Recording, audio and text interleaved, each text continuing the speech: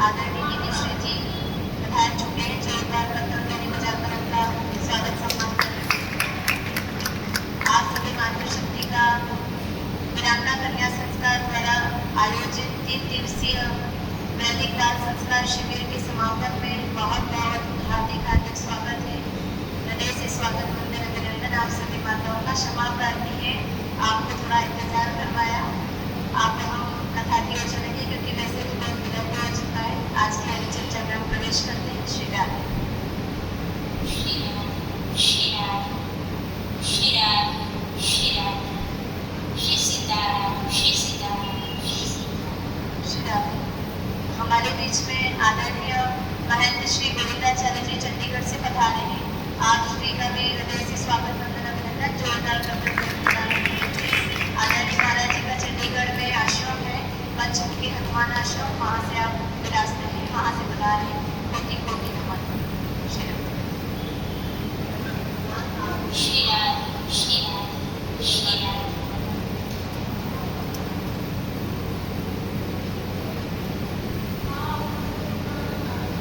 उपस्थित सभी मातृशक्ति को हमारा देश सियाराम सीताराम राधे कृष्ण।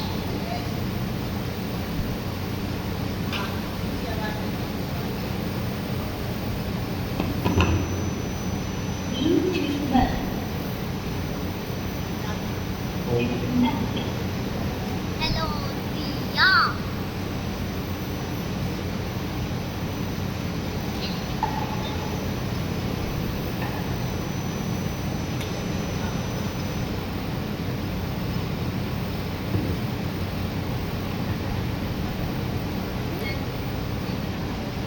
श्री राधे श्री राधे श्री राधे।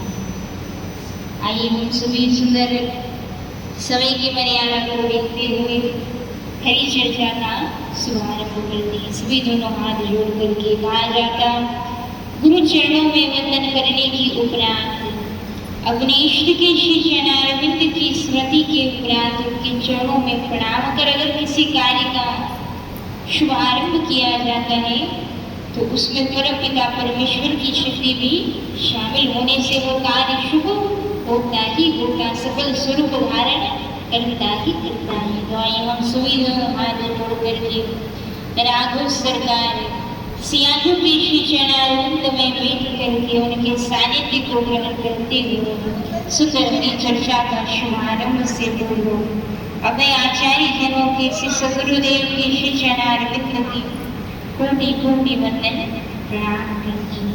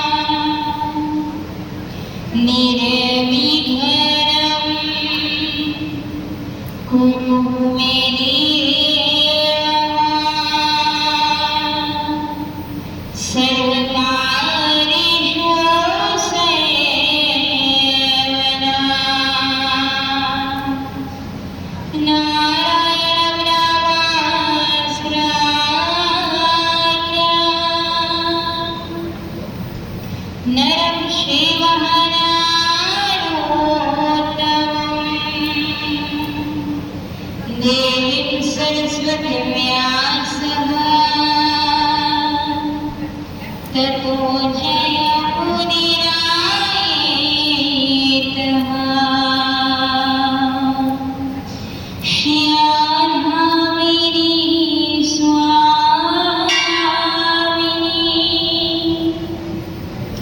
मेरा धे तेरो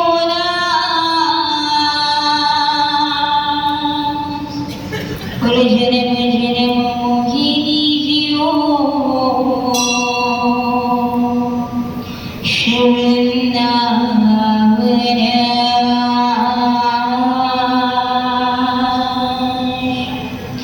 वृंदावन बिहारी लाल की किशोरी राधा सुरेश्वरी सरकार की गजानन गणपति महाराज की श्री सीताराम जी महाराज की वीरभद्र बलि सरकार की शिव नमः पार्वती पते हर हर महादेव हरे।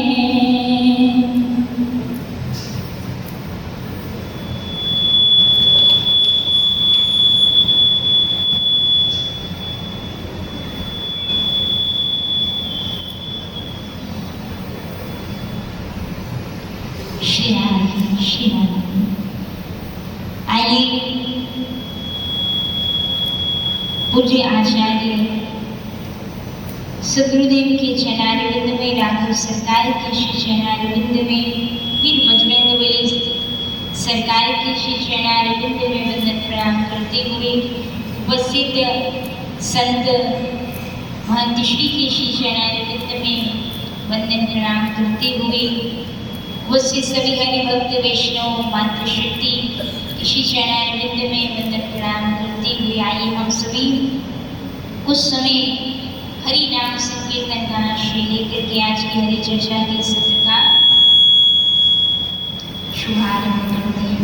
बोले श्री सीताराम जी महाराज की।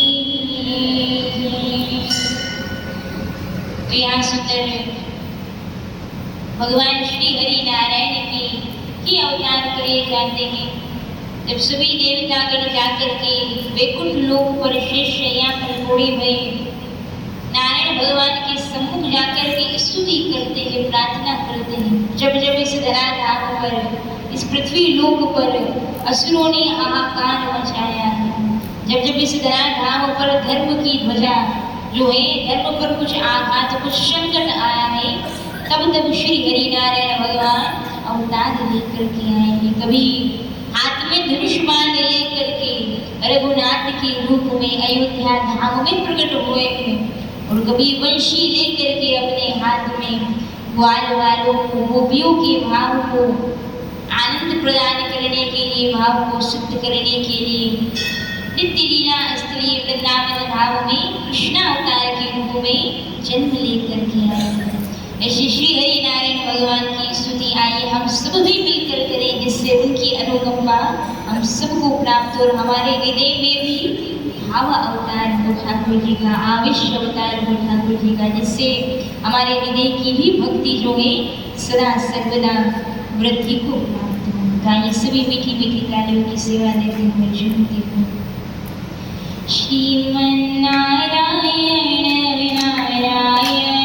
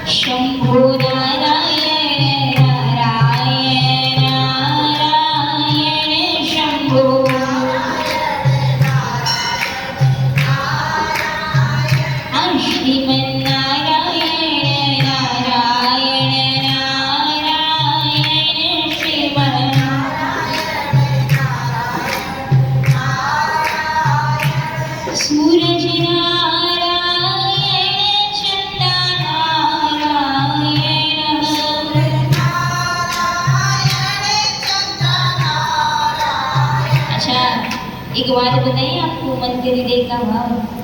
जब हम यहाँ ये चर्चा के लिए कहाँ गया हमें, कहा कि भाई अभी तक तो वृंदावन बिहारी लाल की कथा अमृत को, चरितामृत को सुनाने का अवसर मिला।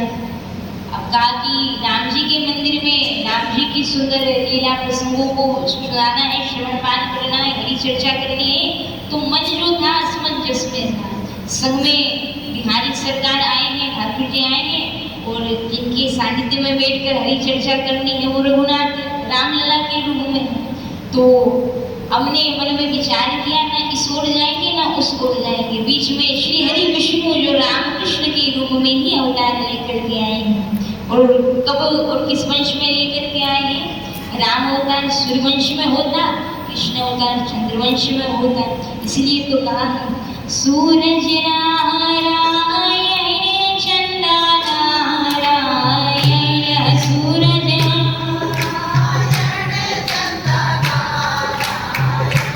सूरज नारायण चंदा नारायण,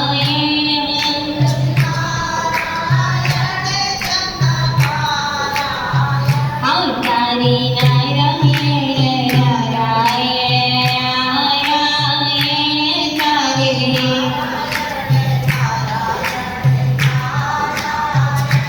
श्रीमन नारायण नारायण नारायण श्रीमन,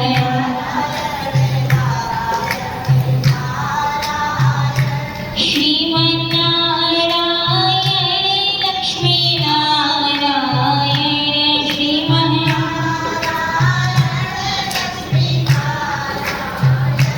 श्रीमन नारायण लक्ष्मी नारायण,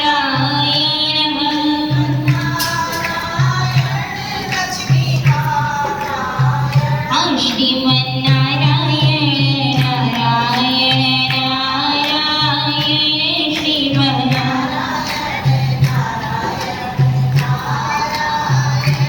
तुझ में नारायण मुझ में नारायण, तुझ में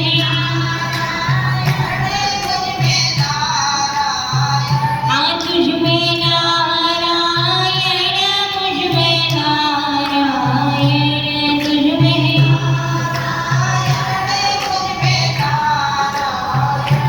जहाँ देखूं तहाँ नारायण नारायण, जहाँ देखूं तहाँ नारायण,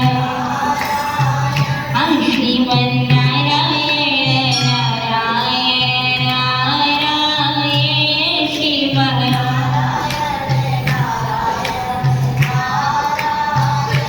श्रीमन नारायण नारायण नारायण श्रीमन,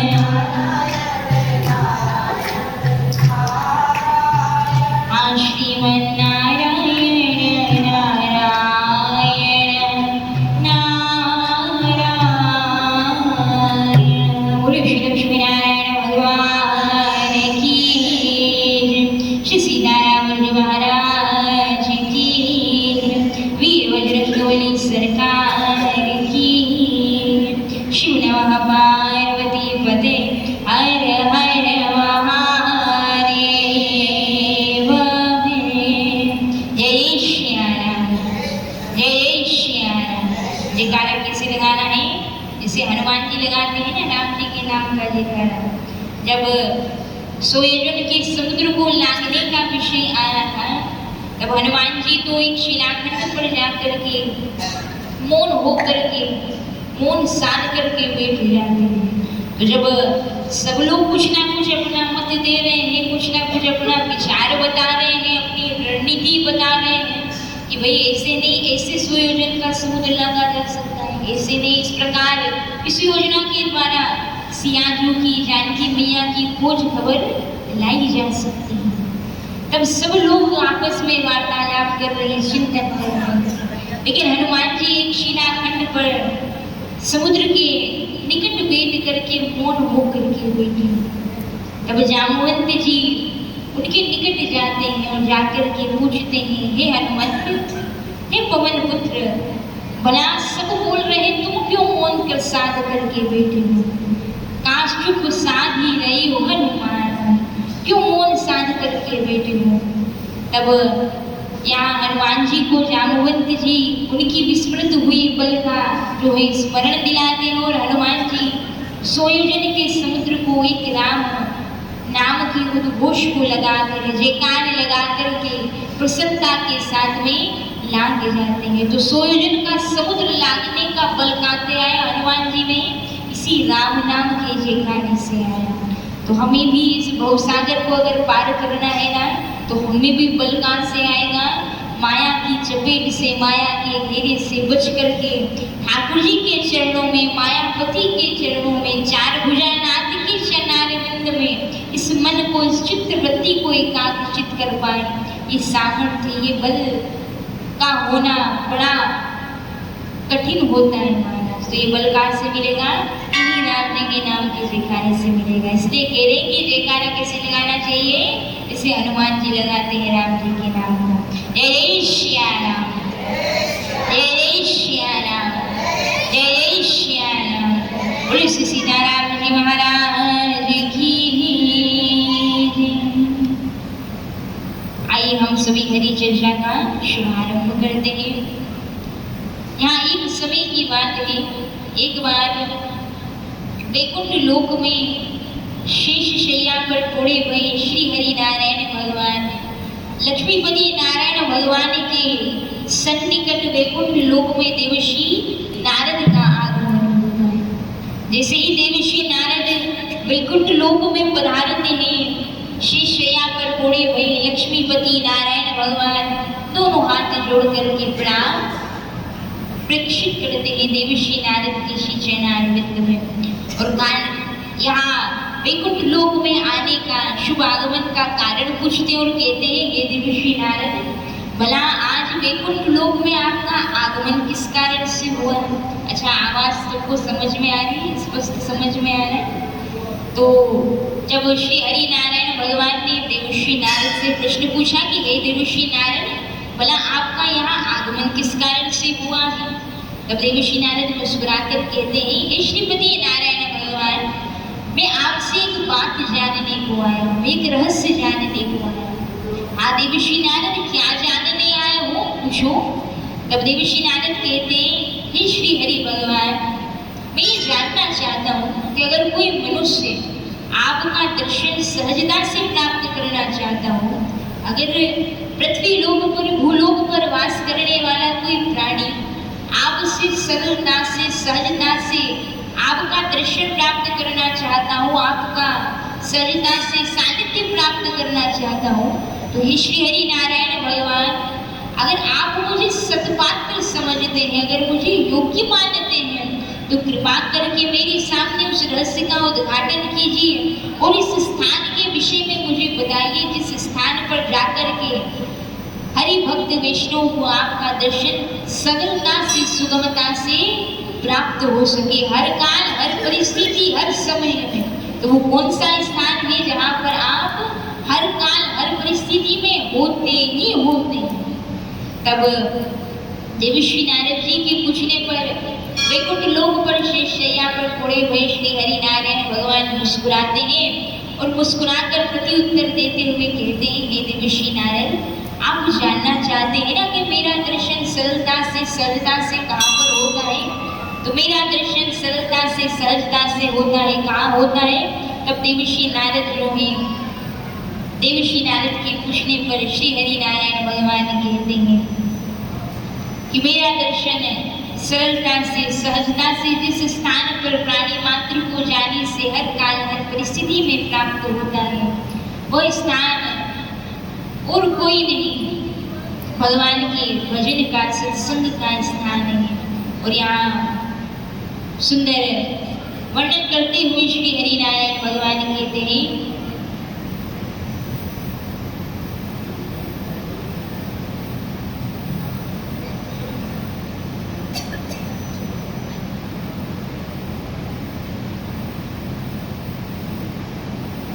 बोले भक्तवत्सल भगवान की श्री राम जय राम जय जय राम, श्री राम जय राम जय जय राम।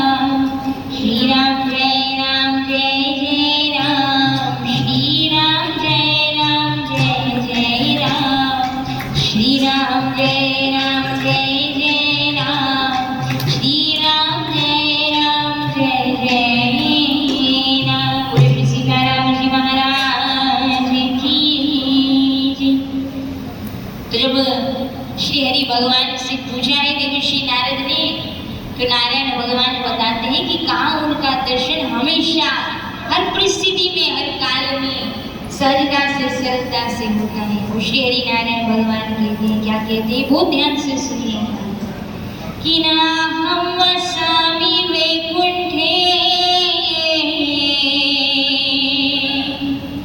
नाहं वसामि वैकुंठे योगिनां हृदयानि च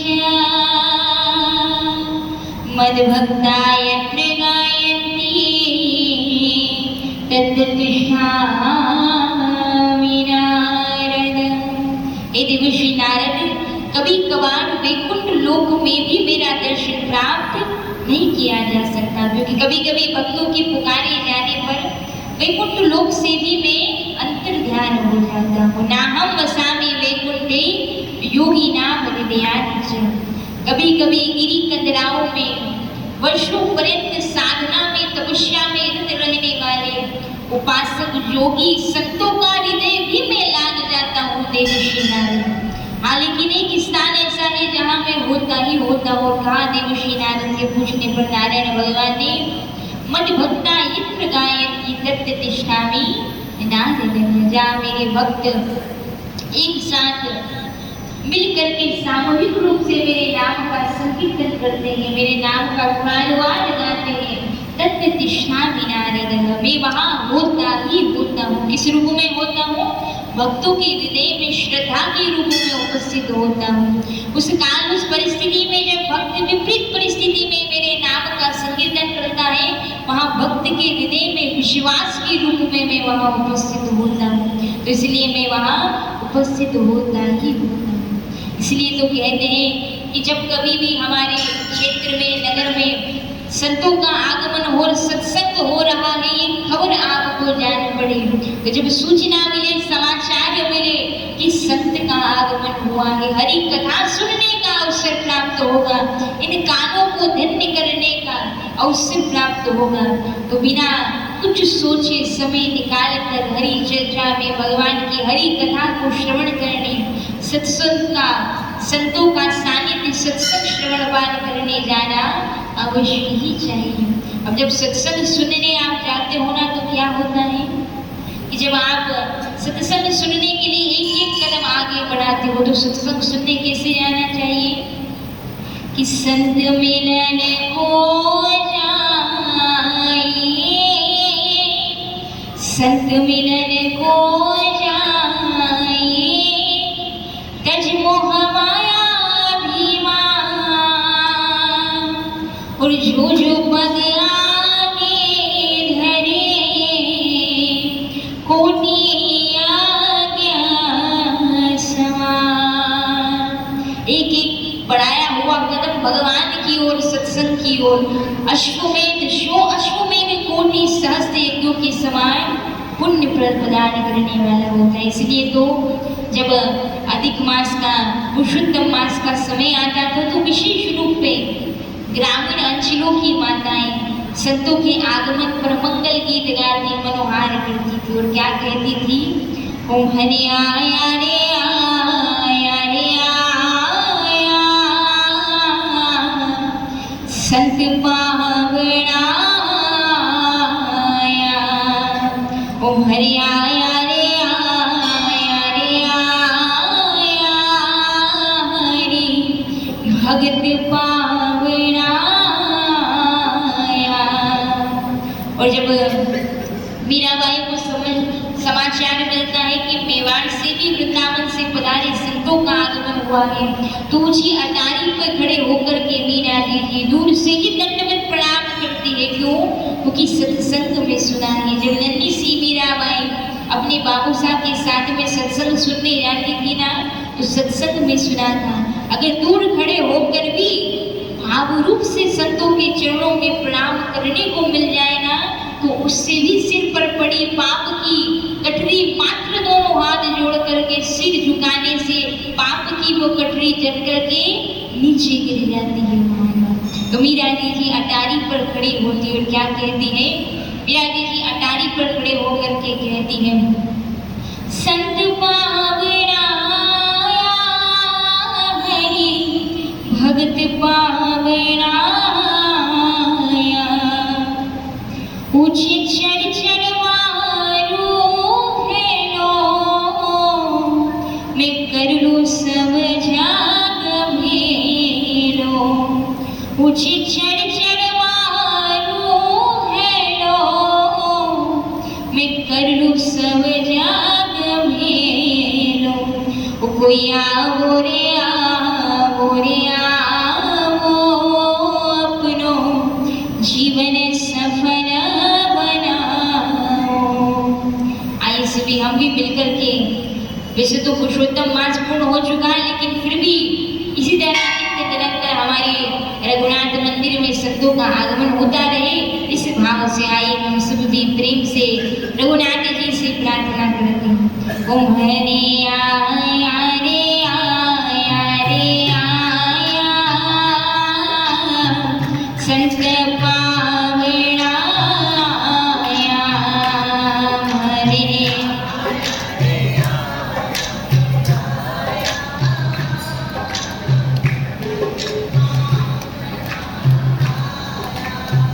हो हरे आया रे आया रे आया हरि भगत पावना आया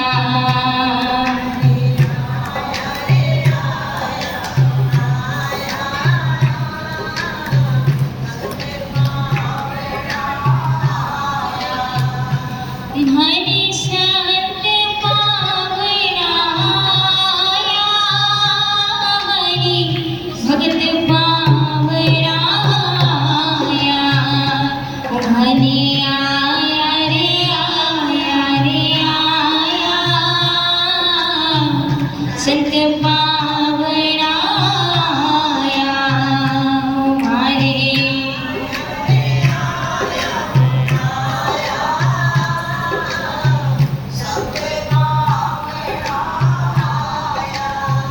हुई तो रंग बरसाने आया हरि भगत ने संग लाया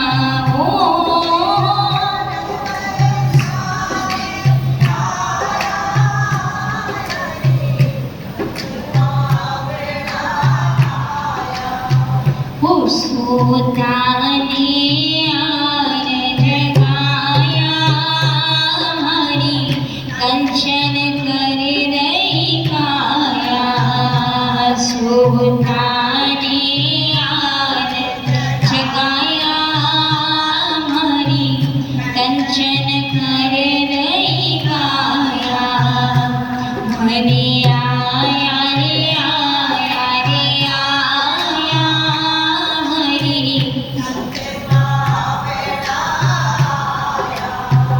ऊंचे चढ़ चढ़ मारू हेलो मैं तो कर लूं सब जग भेलो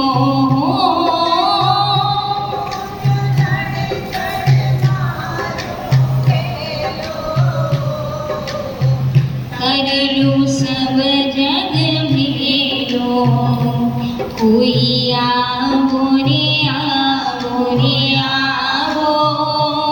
अपनो जीवन सफल बनाओ कोई आवो रे आवो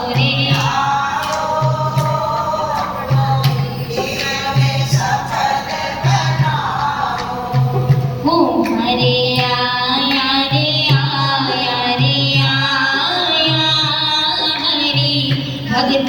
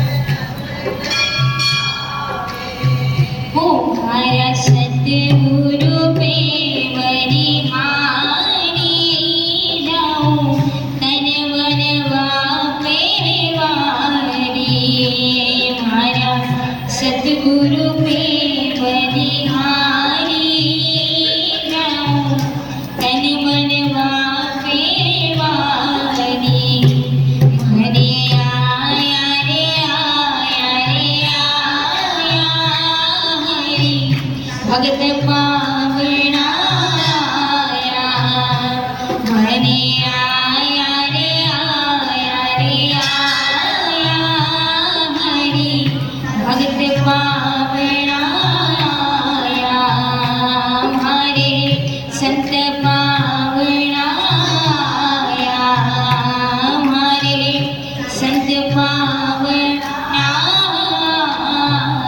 आया बोले संत भगवान की सुख देवे दुख को हरे सुख देवे दुख को हरे करे पाप का और कह कबीर वह कब मिले परम सने संत। तो यहाँ संतों के दर्शन की महिमा सत्संग की महिमा को गाते हुए कहा गया जब कभी पता चले कि संतों का आगमन हुआ सत्संग श्रवण करने का अवसर मिले तो जाना अवश्य ही चाहिए महाराज। और यहाँ संतों का सत्संग सुनने से क्या प्राप्त होता है? संतों का सत्संग सुनने से हमें विवेक की प्राप्ति होती है। इसलिए तुलसीदास जी महाराज कहते हैं रामचरितमानस में तुलसी बाबा कहते हैं कि बिनु सात सांगा विवेक ना होई। तुलसीदास जी कह रहे हैं समझा रहे हैं भाई प्रश्न उठता है ना क्या आवश्यकता है बार बार पुरुषोत्तम मास में नित्य निरंतर कथा सुनने की? पुरुषोत्तम मास नहीं भी हो तो भी संत कहते हैं कि निष्प्रतिदिन सत्संग सुनना चाहिए कथा सुनना चाहिए। तो भला कथा सुनने से ऐसा क्या मिल जाता है जो बार बार संत कहते हैं सत्संग सुनने को कथा सुनने को? क्योंकि संत जानते हैं बिना सत्संग को सुने मुख्य संपदा जो है वो प्राप्त होने वाली नहीं है। संपत्ति तो आप मेहनत करके सब कमा लोगे लेकिन संपदा की प्राप्ति तो सत्संग से ही प्राप्त हो सकती है महाराज। और क्या है वो संपदा? वो संपदा है विवेक की संपदा। ये तुलसीदास जी बाबा कहते हैं रामचरितमानस में कि बिनु सात सांग विवेक ना होई बिनु सात सांग विवेक ना होई और राम कृपा बिनु सुलभ ना सोही राम कृपा बिनु सुलभ ना सोही राम कृपा के तेहि अधिकारी राम कृपा के तेहि अधिकारी जिन पे सत सांगत अति प्यारी श्री राम जय रामा जय जय रामा श्री राम जय रामा जय जय रामा। तो बिनु सत्संग विवेक न होई और राम कृपा बिनु सुलभ न सोई महाराज। अब यहाँ तुलसीदास जी महाराज को कहते हैं कि बिना राम जी की कृपा के सत्संग प्राप्त होना सरल नहीं है सहज नहीं है। जब तक राम जी कृपा नहीं करते हैं जब तक भगवान की कृपा नहीं होती है ना तब तक मुंह से भगवान का नाम का जप भी कोई व्यक्ति नहीं कर सकता। क्यों? जो कृपा प्राप्त होता है ना जिसको भगवान याद करते हैं वही भगवान को याद कर सकता है, वही भगवान का नाम ले सकता, जाप कर सकता है महाराज।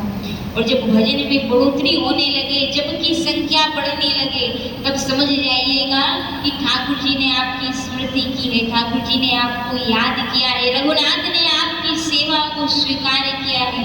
तभी आपके भक्ति का भाव धीरे धीरे वर्धित हो रहा, बढ़ रहा है महाराज। यहाँ एक ओर से संत एक बात यह भी बताते हैं कि अगर भक्ति को बढ़ाना हो तो नाम तो एक साधन है ही है महाराज।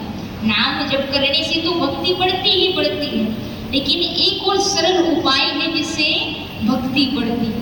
अच्छा, यहाँ बेटी भी माताएं वैसे तो सब भक्त है ठाकुर जी की, राघव सरकार की, तभी तो यहाँ समय निकाल कर आ पाते हैं। नित्य हम जब कथा में जाते हैं तो देखते हैं आप यहाँ पाठ करते हैं, रामचरितमानस का पाठ करते हैं, सुंदर राघव सरकार के सम्मुख बैठ करके भजन सुनाते हैं।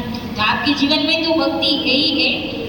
फिर भी अगर आप चाहते हैं कि आपकी भक्ति इसी तरह बनी रहे और हमेशा बढ़ती रहे, तो इसके लिए एक सरल युक्ति उपाय संतों ने बताया है कि अगर भक्तों के चरित्र की कथा को बार बार सुना जाए, अगर भक्तों के चरित्र की कथा को बार बार श्रवणपान किया जाता है, तो उससे भी कहीं ना कहीं हमारी भक्ति का वर्धन होता है। हृदय में व्याप्त अभिमान जो है वो दूर होता है और हमें भी भगवान की भक्ति करने की सद प्रेरणा इच्छा हमारे हृदय में जागृत होती है।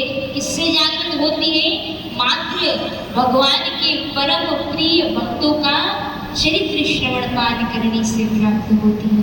तो वही आपको श्रवण कराते हैं आज एक भक्त के चरित्र की गाथा। भगवान की एक नन्ही सी भक्त थी कर्माबाई। कर्माबाई के बाबू साहब जब घर से बाहर जाते हैं किसी काम के लिए, तो जब काम से बाहर जाते हैं तो पीछे से ठाकुर जी की सेवा किसे सौंप करके जाओ, ये बड़ी समस्या हो गई।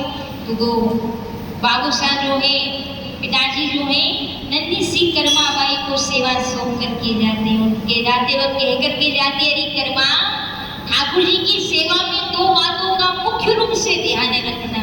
आप पिताश्री कहिए कौन सी बातों का ध्यान रखना है? आपके पीछे से मैं ठाकुर जी का खूब आनंद से और खूब सावधानी से उनकी पूजा करूंगी। तब पिताश्री समझाते हैं नन्ही सी कर्माबाई को कि कर्मा, दो बातों का विशेष रूप से ध्यान रखना। प्रथम, स्नान करके नहाकर ठाकुर जी को नहलाना और खिलाकर फिर तू खाना।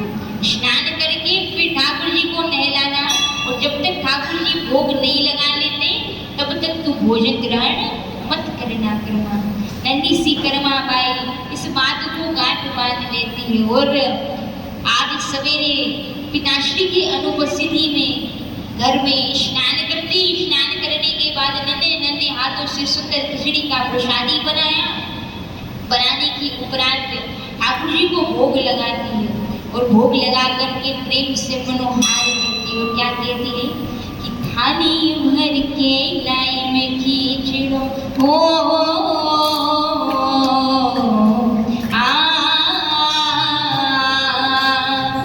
थाली भर के लाई में खींचड़ो ऊपर की बाट की। थाली भर के लाई में खींचड़ो ऊपर की बाट की। जी मोहारा शाम घड़ी जी मावे बेटी जात दी। जी मोहारा शाम घड़ी जी मावे बेटी जात जी मावे बेटी जात दी। बाबू मारो गाँव गयो है, ना जाने कब आवे लो। बाबू मारो गाँव गयो है, ना जाने कब आवे लो। और यो गाँवरों से देखो सावरा भूखो ही रह जावे गो।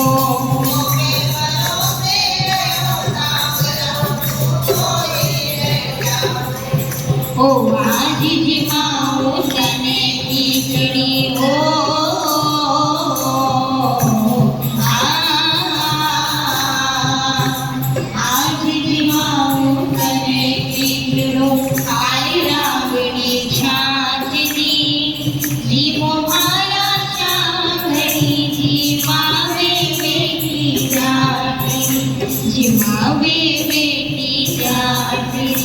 भोग लगाने करमा बाई की ठाकुर जी की सम्मुख मनोहार करती है। ठाकुर जी आओ प्रेम से भोग लगाओ, लेकिन करमा बाई भोजन ग्रहण, ठाकुर जी भोजन ग्रहण नहीं कर रहे। जब भोजन ग्रहण नहीं करते तब करमा बाई बार बार मनोहार करती है कि ठाकुर जी आओ प्रेम से भोग लगाओ, ठाकुर जी आओ प्रेम से भोग लगाओ। फिर भी ठाकुर जी नहीं आते, भोग प्रसाद स्वीकार नहीं करते।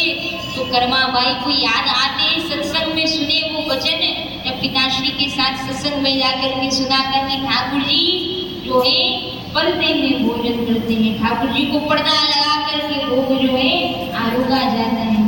तब करमा बाई जाती है और ठाकुर जी का मनोहार करती और कहती है, पर तो भूल गई सावरिया, पर तो फेर लगायो है, पर तो भूल गई सावरिया, पर तो फेर लगायो है।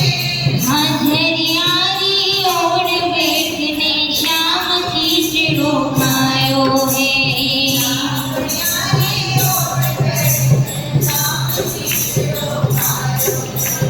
भोला भाला भक्ता हो तो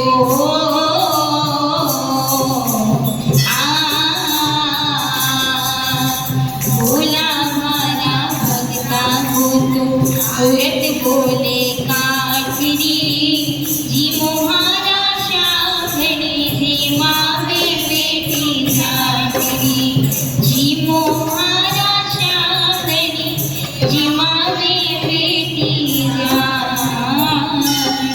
बोले भक्तवत्सल भगवान की, भक्तोर भगवान की। तो यहाँ करमा बाई जब प्रेम से भोग लगाती है तो ठाकुर जी प्रेम से की उस मनोहार को स्वीकार करते हैं और प्रेम से आकर के खिचड़ी के भोग को अंगीकार करते हैं, स्वीकार करते हैं। तो इसलिए यहाँ भक्ति को बढ़ाने का एक साधन संतों के द्वारा बताया गया है कि अगर भक्ति चरित्र की कथा को बार बार सुना जाता है और जब इस बात को देखा जाता है कि भक्तों के जीवन में भी न जाने कितने ही संकटों का उन्हें सामना करना पड़ा। दो तरह के संकट होते हैं, दो तरह के कष्ट होते हैं। एक तो होता है भाई कष्ट और एक होता है आंतरिक कष्ट। भाई कष्ट मतलब बाहर से अगर कोई परिस्थिति ऐसी बनती है जिससे आपको शारीरिक रूप से कोई चोट पहुंचती है तो वो शरीर पर लगा हुआ घाव तो एक बार को समय के साथ में मलहम पट्टी करने पर भर जाता है। समय के साथ शरीर पर लगा हुआ घाव तो धीरे धीरे भर जाता है। लेकिन अगर किसी के कटु वचनों से हृदय पर आघात हुआ हो, तो अगर हृदय पर आघात हुआ हो तो वो आघात समय के साथ भी भरता नहीं। तो यहाँ मीराबाई को भी अपनों के ही द्वारा इतने कटु अपशब्द कहे। हम कहते हैं ना कि जब हम भजन करते हैं, भगवान का जप करते हैं, सुमिरन करते हैं, मंदिर आते हैं, तब अपनों के द्वारा कभी कभार टोका जाता है कि भाई दिन भर भजन ही करना है कि घर का कुछ काम भी करो। दिन भर बस पोथी लेकर के रामचरितमानस का पाठ ही करती लोगों की कि घर पर कुछ जो काम काज है जिम्मेवारी है उसका भी निर्वाहन करोगे। तो जब ये ताली भरी शब्द ये उल्हाने सुनने को मिलते हैं भक्त को, तो कभी कभी भक्त घबरा जाता है, कहता है कि भाई एक तो हम भगवान का इतना भजन करते हैं, ऊपर से घर परिवार वालों की भी सुननी पड़ती है, खरे खोटे वचन भी सुनने पड़ते हैं। तब उस समय हमें याद करना चाहिए संतों के द्वारा बताए भक्तों के चरित्र को, जिससे हमें उस समय समाधान की प्राप्ति होती है। तो उस समय हमें मीरा जी के चरित्र से एक सुंदर सी बात सीखने को मिलती है कि मीराबाई को भी उनके अपनों के ही द्वारा ऐसे उलाने दिए जाते थे जिससे उनके हृदय पर बड़ा आघात होता, फिर भी मीरा जी ने भजन करना नहीं छोड़ा। यहाँ अपनों के ही द्वारा मीरा जी को क्या क्या नहीं कहा जाता, क्या कहते हैं मीरा को सब लोग कहे मीरा भैरे बावरिया, लोग कहे मीरा भैरे बावरिया, सास कहे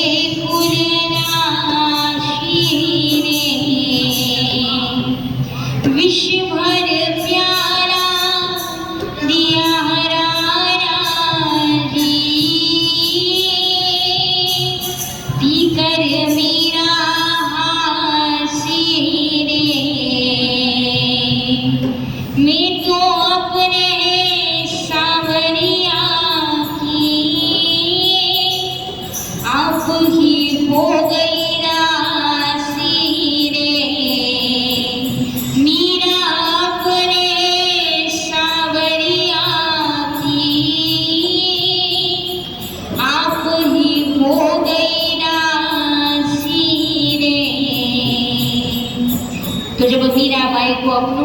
द्वारा उड़ाने दिए जाते हैं, फिर भी मीरा जी ने भजन करना नहीं छोड़ा। पर हम क्या करते हैं, जब भगवान का भजन करने के लिए विशेष उपवास तिथियां नियम जो है हमारे ग्रंथों में, हमारे संतों के द्वारा बनाई गई हैं, कौन सी शुभ तिथियां हैं जिसमें भजन अधिक करने का जो है विधान बताया गया है संतों के द्वारा, वो शुभ तिथि होती है एकादशी का दिन। एकादशी को हरि स्मृति दिवस भी कहा जाता है, एकादशी को 11 कहा जाता है, उसके साथ साथ हरि स्मृति दिवस कहा जाता है। हरि स्मृति दिवस इसलिए कहा जाता है क्योंकि एकादशी के दिन भोजन कम करना चाहिए और भजन ज्यादा करना चाहिए। पर इसके विपरीत हम क्या करते हैं, भोजन तो अत्यधिक मात्रा में कर लेते हैं, नए नए प्रकार के आजकल तो जो है फलाहार की भी नए नए व्यंजन बनाए जाते हैं माताओं के द्वारा, तो भोजन तो अधिक करते हैं और भजन बहुत कम करते हैं। और कैसी स्थिति उत्पन्न हो जाती है एकादशी के दिन कि 3 बार भोजन भजन एक बार, 3 बार भोजन भजन एक बार, उसमें भी आ जाते बिघारा। 3 बार भोजन करते हैं, एक बार ही भजन करने को बैठते हैं और बैठते ही हैं कि कहीं ना कहीं कोई ना कोई काम, कोई ना कोई अड़चन विघ्न उत्पन्न हो जाता है महाराज। तो हरि स्मृति के दिवस के दिन हो सके जितना करना चाहिए, अन्न कम खाना चाहिए और भगवान का भजन अवश्य अधिकाधिक करना चाहिए महाराज, जिससे आपको पूर्ण रूपेण एकादशी को व्रत को साधने का पूरा पूरा पुण्य फल प्राप्त होता है महाराज। इसलिए भगवान के नाम का सुमिरन भजन अधिकाधिक किया जाना चाहिए। तो आइए हम सभी भी मिलकर के पुनः ठाकुर जी महाराज के नाम का सुमिरन करें। वैसे आप सबको समय जो है 3 बजे से 5 बजे का दिया गया था, हम क्षमा प्रार्थी हैं क्योंकि हमें आने में विलम्ब हुआ, कि आज जो है साप्ताहिक श्रीमद् भागवत कथा का विश्राम हुआ। विश्राम के बाद पूर्णाहुति यज्ञ हुआ है, यज्ञ को करने के बाद महाप्रसादी का आयोजन था, कन्या पूजन कन्या भोजन की व्यवस्था थी, तो वो सब व्यवस्थाओं को करने के उपरांत हमारा यहाँ आगमन हुआ, थोड़ा विश्राम किया, उसके बाद फिर हम यहाँ पधारे। तो इसलिए कम समय में जो है हम यहाँ हरि चर्चा को कम समय दे पाए। तो अगर आपके पास समय है तो वैसे तो 5:30 बज चुके हैं, तो लगभग थोड़ा और समय शेष है हमारे पास, क्योंकि इससे आगे भी एक आयोजन है, तो वहाँ पर भी उपस्थिति देनी है हमें, वहाँ पर भी पहुँचना है समय से। तो आइए एक छोटे से भजन के द्वारा ठाकुर जी के चरणों में भाव रखते हुए कि जब भगवान से मांगने का अवसर है, जब कभी आकर भगवान आपके नेत्रों के सामने उपस्थित हो, कभी ऐसी स्थिति उत्पन्न हो जैसी स्थिति केवट के सामने उत्पन्न हुई थी, तो भक्त केवट जी महाराज ने भगवान से चतुराई से भगवान से क्या मांगा, भगवान से भगवान की ही मांग करनी, उनके श्री चरणारविंद को स्पर्श करने की, प्रक्षालन करने की मांग की है। तो इसलिए जब भगवान से मांगने को कुछ विषय बनता है तो भगवान से भगवान की ही मांग करनी चाहिए, भगवान से ठाकुर जी से सदैव ये प्रार्थना करनी चाहिए कि हमें जो है ठाकुर जी की चाकरी सेवा करने का अवसर सदा सर्वदा मिलता रहे। तो आप भी चाहते हैं ना रघुनाथ जी यहाँ विराज रहे हैं, तो रोज आकर के भजन करते हो तो रघुनाथ जी के भी मन में भाव उठता होगा कि कहीं ना कुछ तो देना चाहिए, रोज हमारा भजन करती है। तो जब वो मांगने को, जब देने पर ठाकुर जी आए तो हमें क्या मांगना चाहिए उनसे? भक्त चतुराई से भगवान से क्या मांगता है? भक्त मांगता है भगवान से कि हे प्रभु, जिस प्रकार आपकी चाकरी नित्य कर रहे हैं ना, वैसे ही आपकी चाकरी हम करते रहें और हमें आपका चाकर ही बना करके रखिएगा। हम पूरी ईमानदारी से, सच्चाई से, निष्ठा से आपकी चाकरी करते रहेंगे महाराज। तो क्या प्रार्थना करनी चाहिए ठाकुर जी से? थारी चाकरी में चूक कोनी रखूं हारा सावरिया, रखूं हारा सावरिया, चाकर मनेरा। अच्छा, अब सब करताल बजाते हुए सुंदर, क्योंकि जो एक ताल है व्यवस्थित नहीं हो पा रहा तो आप करताल बजाते हुए झूमते हुए ठाकुर जी के नाम का रघुनाथ जी के चरणों में प्रार्थना करेंगे चाकरी की। और क्या कहेंगे?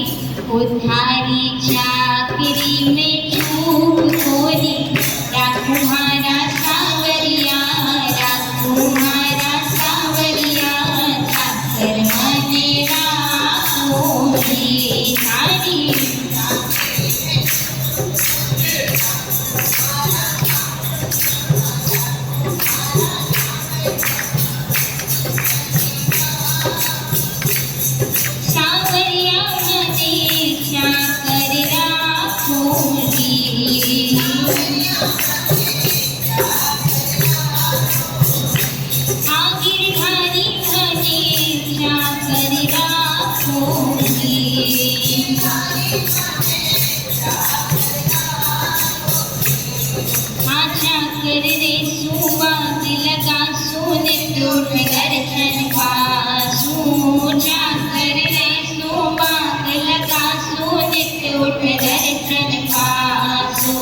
वृंदावन की कुंज गगन में बरसाने की कुंज गगन में गोविंद रावण का सो में तो गोविंद रावण का में तो गोविंद रावण का तुम्हारा सांवरिया, का तुम्हारा सांवरिया, मेरा सांवरिया मने सागर राखोरी, सांवरिया मने सागर राखोरी। अब भक्त भगवान से कहता है, हे प्रभु, इस धराधाम पर जो भी अवतार लेकर के आते हैं वो अपने अपने कार्य को सिद्ध करने के लिए अपने अपने दायित्व का निर्वहन करने को आते हैं। तो इस धराधाम पर भक्त किस कारण से आता है? भक्त का क्या दायित्व है? तो कहा है भक्त ने, हो जोगी आया जोग करने तप करने सन्यासी, हो जोगी आया जोग करने तप करने सन्यासी।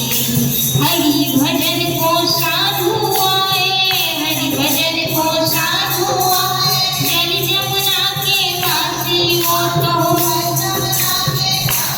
वो तो जय जमुना वासी मारा सांवरिया, वासी मारा सांवरिया, चाकर मेरा सांवरिया मने चाकर राखोरी, गिरधारी मने चाकर राखोरी, बनवारी मने चाकर राखोरी।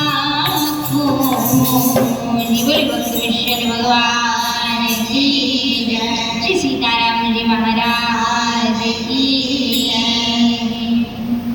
तो जब भक्तों की बात आई है, भक्तों की सुंदर लीला कथा को हमने मीराबाई कर्माबाई की भक्ति के विषय में संक्षिप्त रूप से छोटे छोटे प्रसंगों को माध्यम से उनके जीवन में भक्ति का क्या स्वरूप है उसे श्रवणपान किया।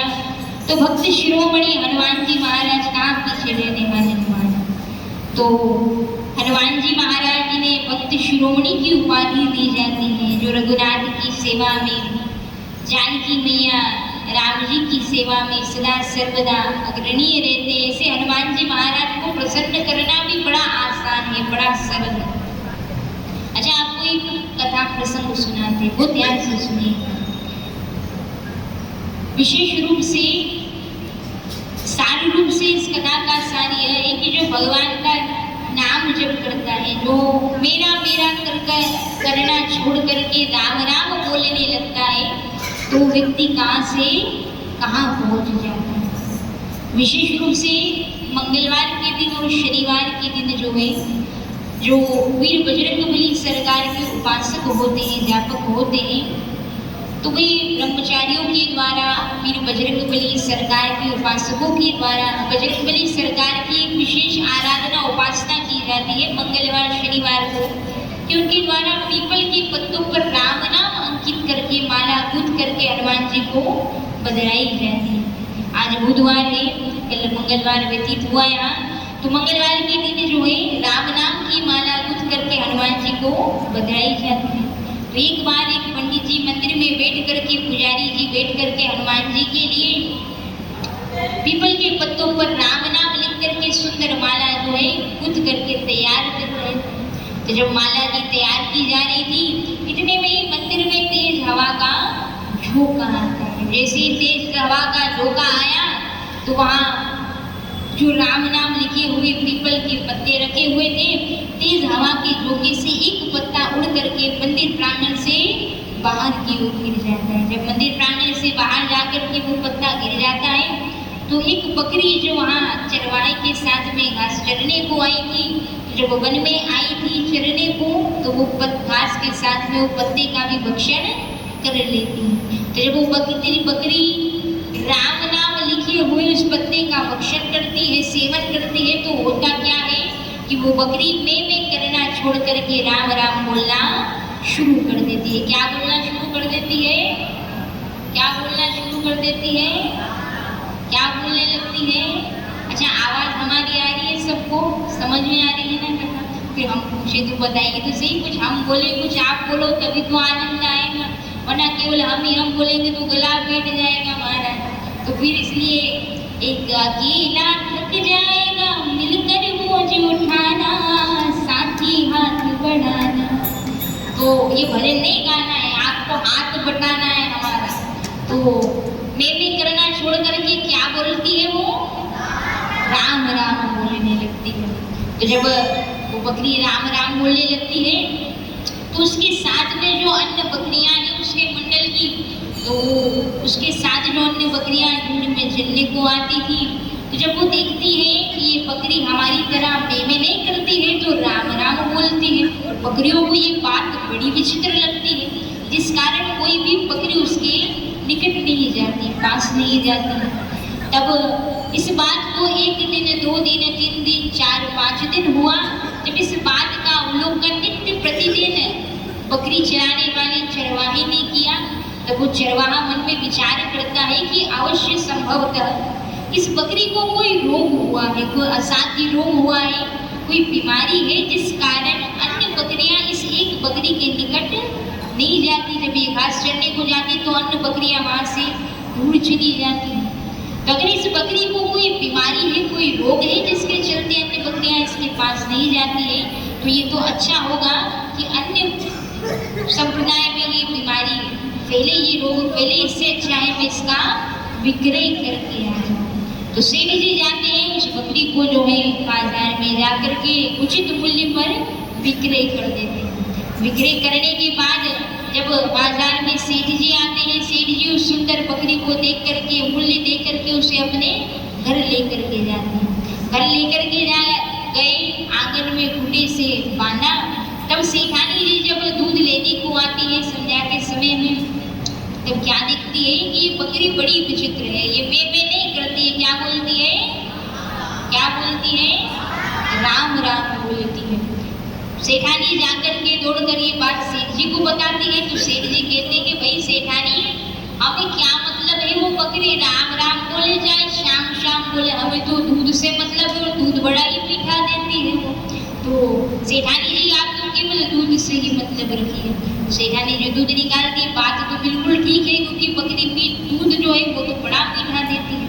अब एक दिन सेठ जी के यहाँ पर इस राज्य में वो रहते हैं, वहाँ के कुछ राजा के मंत्रीगण आते हैं। जब मंत्रीगण आते हैं तो मंत्रीगण के आने पर उसी दूध से निर्मित मिष्ठान का, खीर प्रसादी का जो है भोजन करवाया जाता। मंत्रियों को पाकर के बड़ी प्रशंसा की है, कारण पूछा कि ये भला खीर इतनी मीठी, अमृत के समान, अमृत की तुल्य इतनी मधुकर लग रही है, इसके पीछे क्या रहस्य, क्या कारण है?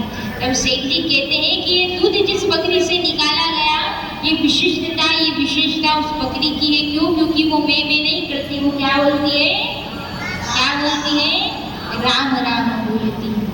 तब मंत्रीगण जब राज्य में पधारते हैं वहां से, तो राज्य में देखा है कि आज राजमाता का स्वास्थ्य थोड़ा गड़बड़ है, ठीक नहीं है, जिस कारण वैद्यराज जी आए हैं राजमाता को देखने के लिए।